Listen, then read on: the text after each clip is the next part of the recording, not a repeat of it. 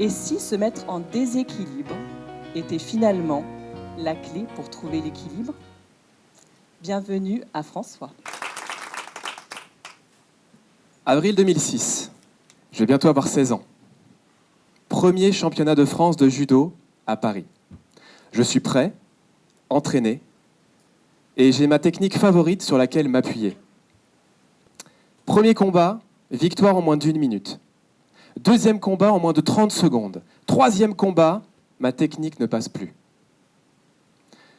Une fois, 2 fois, 3 fois, et je continue à forcer. Et là, je me mets à me figer, à ne plus rien tenter, et c'est la chute, la défaite, les larmes. J'avais échoué par mon manque d'adaptabilité face à mes différents adversaires.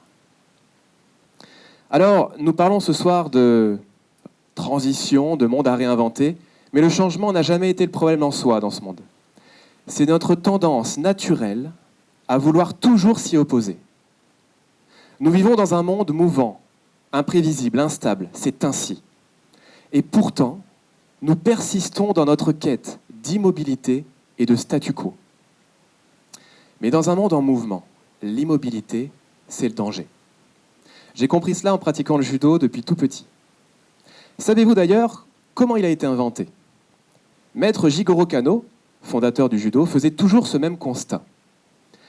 Après une tempête, ce n'étaient pas les branches les plus solides et fortes qui avaient survécu, mais toujours les plus souples et adaptables. L'art de la souplesse, où le judo était né. Au judo, la survie ne se joue pas dans la rigidité, mais dans l'agilité. Au judo, celui qui cherche à vouloir trop résister finit toujours par chuter. Ceux qui réinventeront le monde ne seront pas ceux qui resteront figés, ce seront ceux qui oseront se challenger, qui oseront non plus voir le changement comme un problème à affronter, mais comme un art de vivre, à réintégrer et à accepter.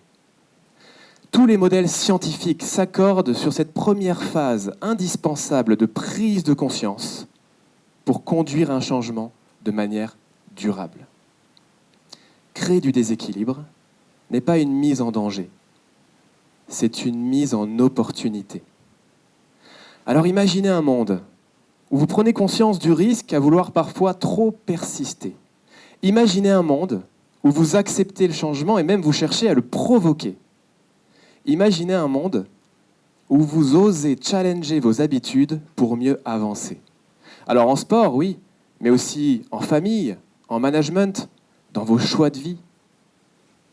Alors, et si vous repensiez votre manière de traverser le changement comme des judokas? Non pas pour mieux vous défendre contre le monde et ses transitions, mais pour mieux trouver votre équilibre dans le déséquilibre. Alors ma question pour vous ce soir, c'est quel sera votre prochain déséquilibre?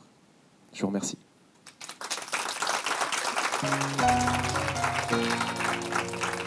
Merci François.